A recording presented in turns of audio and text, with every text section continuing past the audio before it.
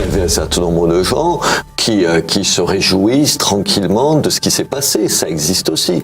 Et un certain nombre d'autres gens, parmi les musulmans, qui ont peur de dire leur désaccord avec ces actes d'une barbarie absolue. Ce cocktail-là, il fait qu'on est obligé de se dire aujourd'hui qu'on ne vivra plus dans l'insouciance qui était la nôtre.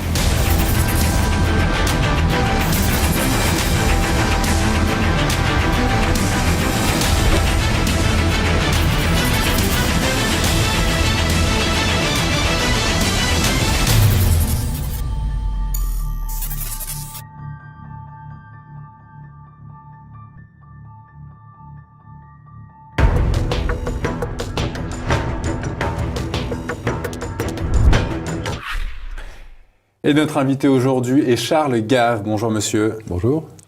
Charles Gave, vous êtes économiste libéral, auteur de ce livre « Sire, surtout, ne faites rien » aux éditions Jean-Cyril Godefroy. Et donc ce livre est un recueil d'articles écrits pour l'Institut des libertés dont vous êtes le fondateur. Absolument. Charles Gave, avant d'évoquer votre livre, on va commencer par évacuer une première question d'ordre général. Certains observateurs dans les milieux patriotes et catholiques estiment que vous, les capitalistes libéraux, ainsi que les socialo-marxistes, n'êtes que les deux faces d'une même pièce et dont l'existence provoque la division parmi les Français. Qu'est-ce que vous avez à répondre à ces observateurs ? Ça prouve simplement qu'ils ne connaissent rien au libéralisme. Le libéralisme, j'ai écrit un livre dessus et sur sa relation avec la religion qui s'appelait « Un libéral nommé Jésus ». Et dans lequel j'essayais d'expliquer que, dans le fond, le libéralisme, d'abord, c'était une théorie du droit et pas de l'économie. Très curieusement, ça commençait avec Locke à la fin du XVIIe, puis ensuite tout le XVIIIe. Et le but, c'était que l'égalité devant la loi, que chacun soit le même, un petit peu comme les 10 commandements qui sont pour tout le monde. Il n'y a pas de 10 commandements pour les riches et de 10 commandements pour les pauvres. Et puis, à la stupéfaction générale, ça amenait à une croissance économique extraordinaire. C'était le début, la première révolution industrielle. Donc, Il y a aussi un recul au niveau social, notamment avec le fait de faire travailler des femmes et des enfants dans les industries, etc. Vous n'avez pas connu la campagne, parce que les femmes et les enfants travaillaient à la campagne. Et si les gens allaient dans les villes, c'est sans doute parce que la vie était meilleure. L'idée qu'on était mieux à la campagne, vous n'avez pas vécu en Gascogne dans les années 60, des choses comme ça. Vous auriez vu ce que c'était qu'une campagne pauvre, et comme les femmes et les enfants y travaillaient. Donc l'idée que c'est le moment où on a commencé à les payer pour travailler. Avant, ils travaillaient gratuitement, c'est-à-dire qu'ils étaient en esclavage. Il me semble que passer de l'esclavage au salariat, c'était déjà un progrès. Mais avant le libéralisme, les hommes avaient de quoi travailler et de nourrir leur famille sans forcément envoyer leurs enfants et leurs femmes travailler. Je ne sais pas où vous avez vu cette légende, mais il y avait des famines tout le temps, comme par exemple en Irlande, où il y a eu des millions de morts. Et donc, s'imaginer que le seul endroit où il n'y a pas eu de famine, depuis 2 siècles, c'est à peu près les pays capitalistes. Dès que vous aviez un pays socialiste, dès que vous aviez un pays non capitaliste, vous aviez des famines. C'était tout à fait courant. Donc, la fin de la famine, c'est l'arrivée du capitalisme. Les deux vont de pair, et c'est pas hasard. Donc, dans ce premier livre que j'avais fait sur Jésus, je disais simplement, écoutez, quand vous lisez les évangiles, il y a 2 messages qui en ressortent qui sont très forts. Le premier, c'est que Dieu ne sait compter que jusqu'à 1. La justice sociale, la nation, tout ça, il ne connaît pas, ça ne l'intéresse pas, ils sont contre-fous. Et la deuxième notion, c'était que quiconque ne prend pas de risque va en enfer. Toutes les grandes paraboles, celui qui prend des risques est pardonné, celui qui ne prend pas de risque va toujours en enfer. Dieu condamne toujours le rentier. Aujourd'hui, le rentier, c'est le fonctionnaire, Et donc, si vous voulez, toutes les grandes paraboles sont libérales et fondées sur le droit de propriété. Le Seigneur et la vigne et sa vigne, etc. Donc, s'imaginer que le christianisme est antilibéral, c'est ne rien comprendre ni au libéralisme, ni au catholicisme, ni à la chrétienté. C'est tout à fait stupéfiant. Mais c'est pas grave, puisque, si j'ose dire, l'Église s'est toujours trompée, mais elle a eu un mérite immense, c'est de nous amener le message. Mais comme disait Bernanos, vous savez, l'Église catholique, c'est un bateau qui a son gréement dans les étoiles et sa coque dans la merde. Et donc, si vous voulez, bon, ceux-là font partie de ceux qui ont la coque dans la merde, c'est pas grave. On va pas leur en vouloir, Alors, la première partie de votre ouvrage liste 13 concepts pour qu'une société ouverte fonctionne. Comment résumeriez-vous ces 13 principes en quelques mots? L'égalité devant la loi. C'est-à-dire qu'il ne peut pas y avoir un système juste sans que la justice soit la même pour tous, que la loi soit la même pour tous. Et donc, vous constatez que les pays où il y a égalité devant la loi, où le citoyen a son mot à dire, fonctionnent. Les pays où il n'y a pas d'égalité devant la loi ne fonctionnent pas. Donc vous prenez l'état de droit. C'est l'état de droit, oui. C'est soit l'état de droit, soit le droit de l'État. Et si c'est le droit de l'État, ça ne marche jamais. Qu'est-ce qui se passe en France? La France est un pays qui n'a jamais vraiment été libéral. J'ai été assez ami avec un homme tout à fait remarquable qui s'appelait Milton Friedman. Milton Friedman, un jour, je lui ai posé la question, mais pourquoi donc la moitié des grands intellectuels français, la moitié des grands intellectuels sur le libéralisme, ont été français, si vous voulez. Vous commencez avec Montaigne, et puis Montesquieu, et puis Bastiat, Tocqueville, enfin, il y en a d'immenses esprits. Et il m'avait répondu, mais Charles, tu comprends pas, pour décrire l'enfer, il faut vivre dedans. Donc voilà, c'est... Vous défendez donc l'état de droit, mais ne craignez-vous pas que dans le contexte actuel de terrorisme, une stricte application de ce concept ne conduise à la mise en danger des Français? C'est toujours ce que fait l'État. L'État est sans arrêt en train de dire, pour vous protéger, il faut que vous abandonniez votre liberté. Eh bien, quelqu'un qui peut vous protéger vous prendra votre liberté. Donc non, je ne crains pas ça. Je crains beaucoup plus la mise sous coupe réglée des citoyens, en particulier avec les systèmes informatiques. Aujourd'hui, si vous avez une carte de crédit et un téléphone, le gouvernement c'est en temps réel ce que vous faites à tout instant. Et il l'utilise contre vous, personnellement. Donc ne vous imaginez pas une seconde que l'État est là pour vous protéger, il est là pour vous mettre en esclavage. Charles Gave, vous décrivez au XIXe siècle la naissance du socialisme comme étant une nouvelle hérésie de la religion chrétienne. L'émergence du socialisme n'était pas, selon vous, la réaction à celle du libéralisme lorsque Turgot a été nommé ministre des Finances par Louis XVI? Il a été viré tout de suite d'ailleurs, sous les forces de la réaction, et qui a empêché la France de se réformer et qui nous ont amené à la Révolution. Il me semble que Turgot était moins dangereux que 1793 et Robespierre, si vous voulez. Comme me disait un de mes professeurs quand j'étais à Toulouse faisant mes études, à un moment ou à un autre, une société doit choisir entre la main invisible d'Adam Smith ou le grand coup de pied dans le derrière de Joseph Staline. La France a choisi Joseph Staline depuis toujours. La France est la mère fondatrice de tous les totalitarismes, il ne faut pas se tromper. Vous ne pensez pas que le libéralisme est responsable de l'émergence du socialisme, en tout cas qu'elle a contribué à son émergence? Pas du tout, parce que vous savez, ce qui est le plus rigolo, c'est que si vous lisez les Actes des Apôtres à la fin des Évangiles, vous vous rendez compte d'une chose très nette, c'est qu'il y a eu une première tentative de faire du communisme à l'époque, qui a échoué de façon lamentable. La deuxième tentative, les gens ne le savent pas, c'était les Quakers quand ils sont arrivés en Amérique. Ils ont essayé de faire du socialisme. Au bout de 3 ans, ils mouraient tous de faim. Et donc, le gouverneur anglais a dit, écoutez, ça va pas du tout ce truc-là, à la place de tout partager, on va maintenant donner des terres et des semences à chacun, et on verra comment ça se passe. À partir de ce moment-là, l'économie américaine a commencé à se développer pour ne plus jamais s'arrêter. Et vous savez comment les Américains fêtent ça? Dites-moi. Le Thanksgiving. Le Thanksgiving, c'est la fin du socialisme aux États-Unis. La grande fête de Thanksgiving, qui est la grande fête nationale américaine, c'est parce que c'est le moment où ils ont abandonné le socialisme une fois pour toutes, en disant ça marche pas ce truc. Et vous pensez pas que la crise de 29, justement, aux États-Unis était une crise du libéralisme? Écoutez, il faut le dire vite, parce que qu'est-ce qui s'est passé en 1929? D'abord, les États-Unis ont dévalué massivement leur monnaie, alors même qu'ils avaient des excédents des comptes courants, ce qui était une attaque contre tous les autres pays. Ensuite, vous avez augmenté les impôts de façon prodigieuse, puis vous êtes allé au protectionnisme, puis vous avez bloqué le prix d'un certain nombre de pays, puis vous avez bloqué le prix du travail, c'est-à-dire qu'ils ont bloqué tous les prix. Il n'y avait plus aucune façon de prendre une décision pour un entrepreneur s'il était rationnel. Et après ça, vous m'expliquez que c'est un excès de libéralisme. C'est comme les gens en France qui me disent qu'aujourd'hui, nous souffrons d'un excès de libéralisme, alors que l'État français fait 57% du PIB. C'est-à-dire le double de la Chine communiste. Vous savez, moi, je vis en Chine, enfin à Hong Kong. Et les Chinois, en rigolant, disent qu'ils vont envoyer une mission d'études en France pour voir comment marche le dernier pays communiste au monde, quoi. Vous êtes également critique à l'égard, vous venez de l'évoquer, à l'égard du protectionnisme économique. Selon vous, il entraînerait le ralentissement économique, c'est ce que vous écrivez en tout cas dans votre livre. Comment expliquez-vous que l'Union européenne n'est que 1,8% cette année alors qu'elle est contre ce protectionnisme économique ? Mais vous avez des tas de formes de protectionnisme. Vous pouvez empêcher les produits de rentrer, ouais. C'est la façon la plus ancienne, celle contre laquelle se battait Bastia. Mais vous pouvez mettre des réglementations partout qui empêchent les hommes de travailler, les entrepreneurs de se développer, les hommes de travailler. Donc la nuisance de l'État peut se passer par le protectionnisme. Vous pouvez attraper la peste, mais vous pouvez aussi attraper le choléra si vous êtes réglementé à un point. Quand le droit du travail français fait 3500 pages, vous ne pouvez pas dire qu'on est dans un système libéral. Le droit suisse fait 30 pages. Le droit du travail suisse fait 30 pages. Et j'ai pas l'impression que les Suisses meurent dans la rue, quoi, de faim. Et ils se suicident pas mal aussi, je crois.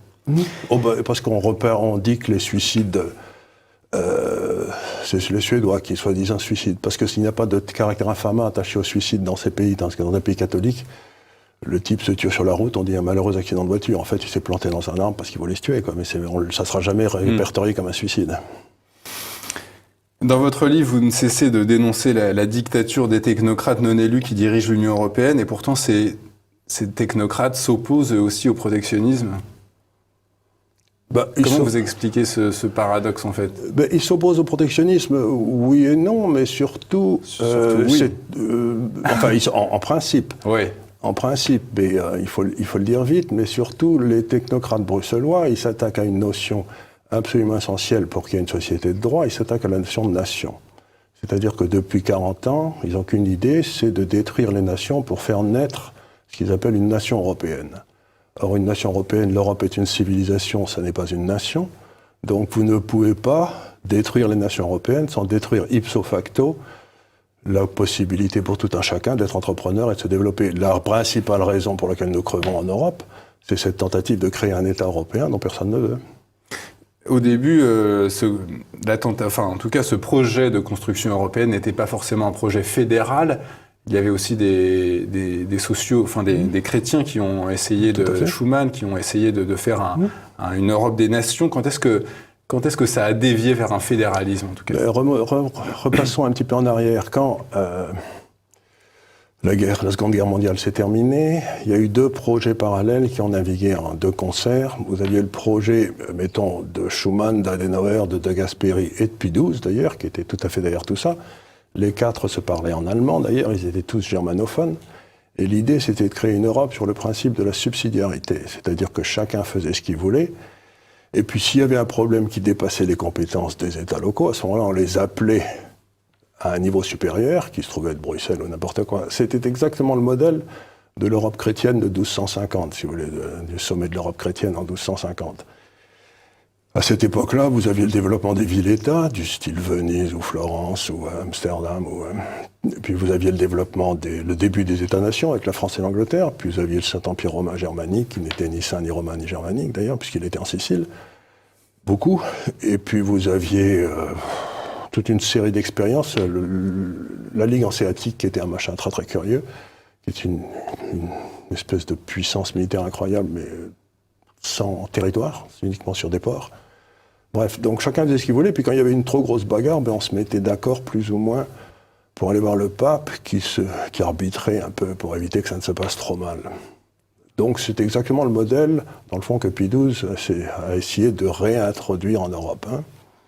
Ce modèle a d'ailleurs été tué par Philippe le Bel quand il a détruit la papauté. Mais enfin, ça c'est encore une fois, on retrouve la France comme originaire de tous les totalitarismes. Et puis vous aviez le deuxième modèle, ça c'était porté par ces hommes-là, puis vous aviez le deuxième modèle qui était porté par Jean Monnet, qui était un projet non démocratique, puisque Jean Monnet détestait la démocratie, il n'y croyait pas. Il avait peur de la démocratie. Il avait peur de la démocratie. Il disait que la démocratie était à l'origine des guerres, ce qui était une imbécilité totale. Et Jean Monnet, ce progrès, c'était de créer une nation européenne. D'autres après ont dit que c'était le nationalisme qui était au départ des guerres. Je veux dire, bref. Et donc Jean Monnet, et ces deux ont navigué de pair. Et puis quand l'Allemagne s'est réunifiée, les hauts fonctionnaires français, c'est-à-dire Delors, Trichet et tous ces incompétents notoires, ont à ce moment-là voulu créer cette nation européenne de façon forcée.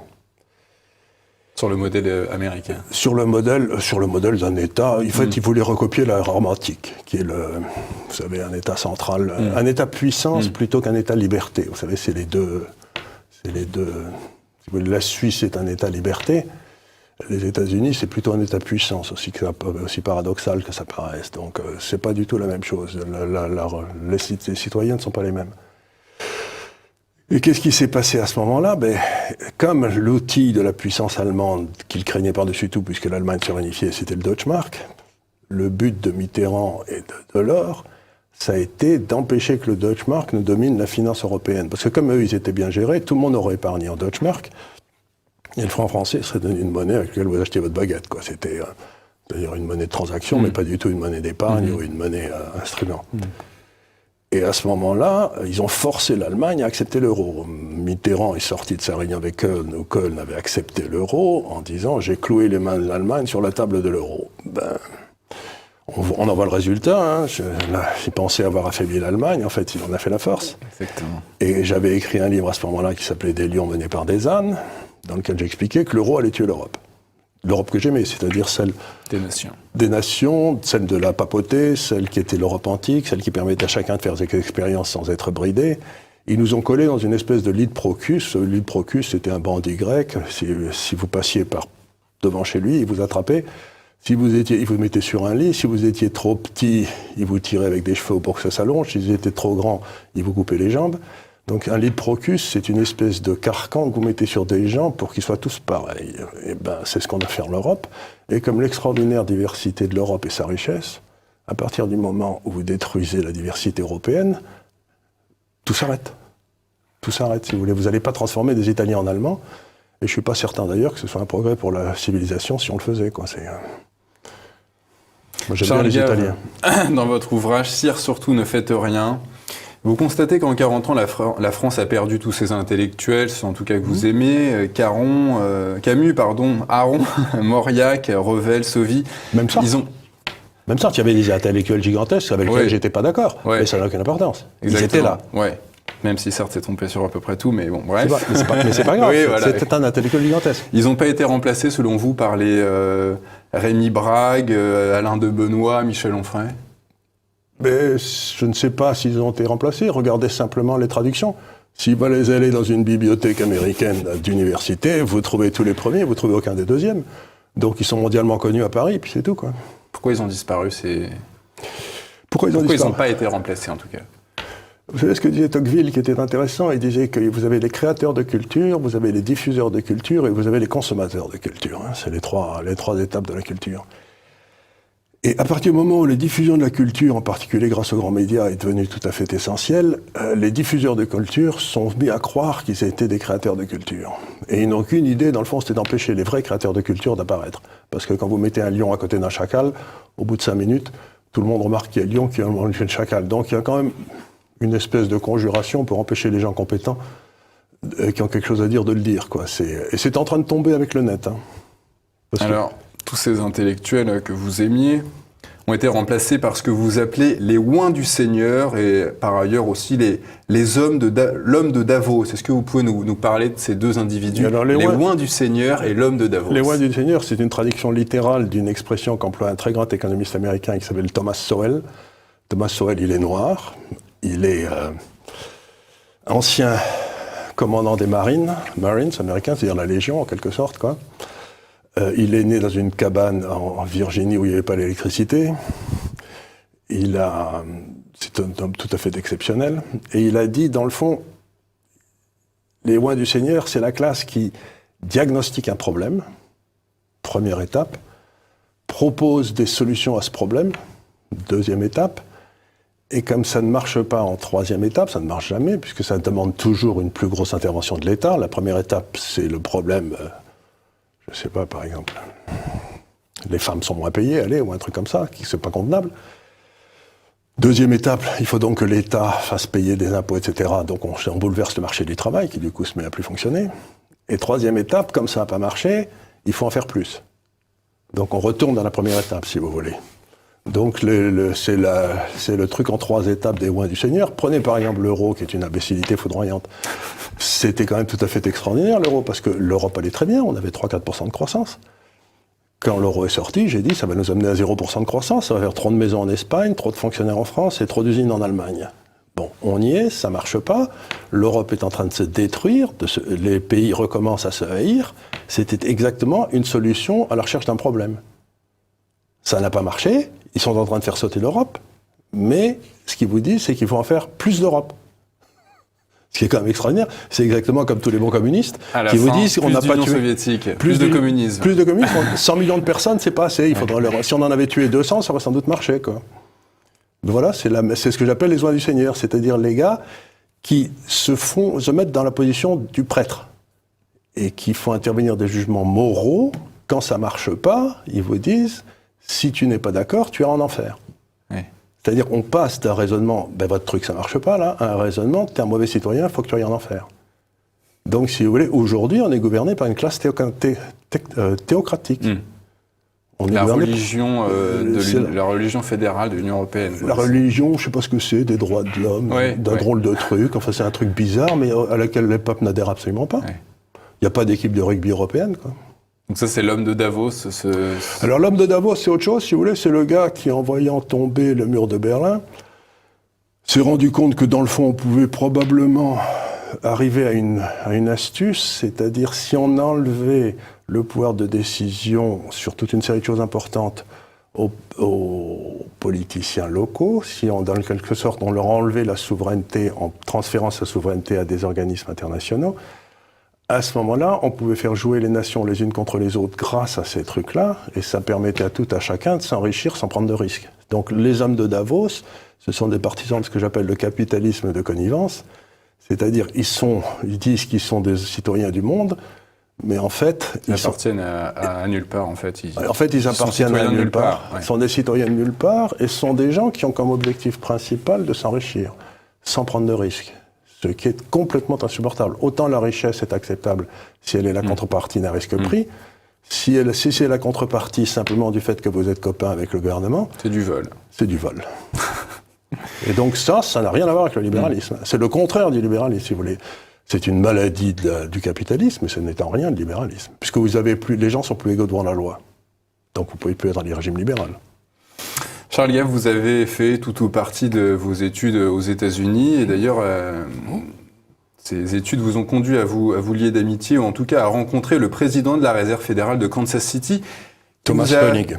Voilà, et qui vous a affirmé que la Banque centrale américaine, donc la Fed, avait été capturée par une plutocratie. Est-ce que vous pouvez nous expliquer les conséquences de cette capture ?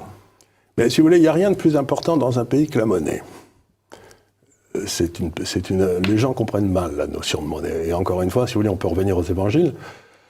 Rothschild, d'ailleurs, qui avait déclaré « Confiez-moi la monnaie, je me fous de qui fait la loi ». Et ben, c'est exactement ça. Je me fous de qui fait la loi. Donc, dans les évangiles, à un moment, vous savez, il y a des pharisiens qui présentent une pièce de monnaie en disant au Christ, au Christ, est-ce que je dois payer mes impôts avec cette monnaie ? Et le Christ dit, dites-moi qui est dessus. Et on lui dit, il y a César. Et il dit, rendez à César ce qui est à César et à Dieu ce qui est à Dieu. Mais ce que les gens n'ont pas compris dans cette parabole, aussi curieux que ça paraît, c'est ce que j'explique dans mon deuxième bouquin, c'est que César, c'est la nation, c'est l'État. Pour qu'une nation fonctionne, il faut qu'il y ait des transferts sociaux, c'est-à-dire qu'il s'agisse de la défense, qu'il s'agisse de transferts sociaux normaux, n'importe quoi. Pour qu'il y ait ces transferts sociaux, il faut que des impôts soient prélevés et qu'on transfère. Et pour que ces impôts soient prélevés et qu'il y ait une volonté de vivre ensemble. Comme disait Renan, une nation, c'est une volonté de vivre ensemble. Donc, à partir du moment où vous capturez la monnaie, vous coupez le lien entre les impôts, la volonté de vivre ensemble, la nation, et vous, à ce moment-là, vous détruisez l'affection sociétatiste qui unisse tous les gens, si vous voulez. Et vous détruisez la nation. Donc ces gens-là ont pris le pouvoir. Le résultat net, c'est qu'aujourd'hui, comme les taux d'intérêt sont à zéro, le déficit budgétaire ne coûte plus rien. C'est-à-dire que plus personne ne paye. On a l'impression, si vous voulez, qu'on a rompu le lien entre la monnaie et la nation. Et à ce moment-là, en général, dans l'histoire, ça se termine toujours mal, quoi. Ça se termine par des révoltes. Et quand la plutocratie a pris le pouvoir, si vous voulez, quand même, aujourd'hui, depuis 10 ans à peu près, 90% de la richesse créée a été à 1% de la population. Les gars qui ont mandaté ces gens-là. Donc, il y a eu une espèce de coup d'État silencieux qui s'est passé à la fin des années Clinton avec M. Rubin, qui était le patron de Goldman, et avec M. Summers, qu'on avait mis, qui continue à sévir d'ailleurs aux États-Unis. Et écoutez, ces gens-là ont pris le pouvoir, ils ont pris le contrôle de la monnaie, ils se sont enrichis comme des fous, et pendant ce temps-là, le peuple se révolte. C'est un peu, grosso modo, ce que m'avait dit M. Thomas Hoenig, là, donc le président de la Réserve, il m'avait dit « Je ne sais pas comment les États-Unis vont récupérer leur démocratie contre cette plutocratie ». Et aujourd'hui, si vous voulez, le débat entre Clinton, qui représente la plutocratie, et Trump, c'est ce débat-là. C'est ça dont on parle. Et la question, c'est, j'ai pas une passion pour M. Trump, mais il est plus important de se débarrasser de la classe criminelle que de prendre le risque de M. Trump.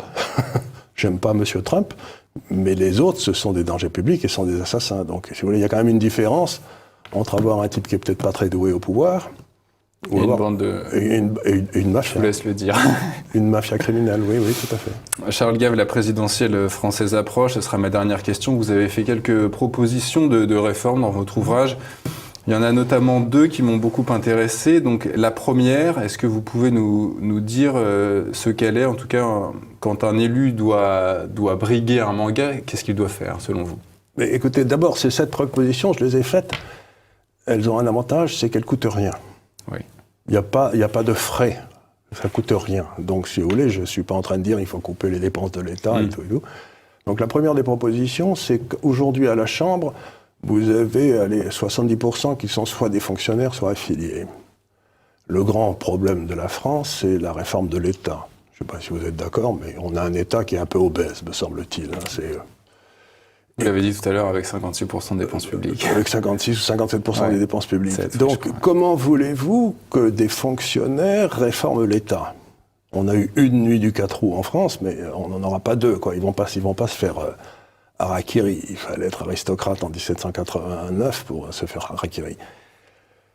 Donc, qu'est-ce que ça veut dire? Ça veut dire une chose très simple, c'est que dans les 3 grandes démocraties du monde les plus anciennes, qui sont restées démocraties, c'est-à-dire la Suisse, la Grande-Bretagne et les États-Unis, le fonctionnaire est non éligible. C'est-à-dire que dès qu'il se présente à la fonction politique, il doit démissionner de la fonction administrative. Toujours. Pour toujours. Il ne peut jamais revenir. Donc, l'idée qu'on a en France, c'est que M. Juppé est battu aux élections et qu'il se retrouve la fois d'après, il retourne à l'inspection des finances où il attend tranquillement que ça passe et où sa carrière continue à avancer de façon imperturbable comme s'il était resté.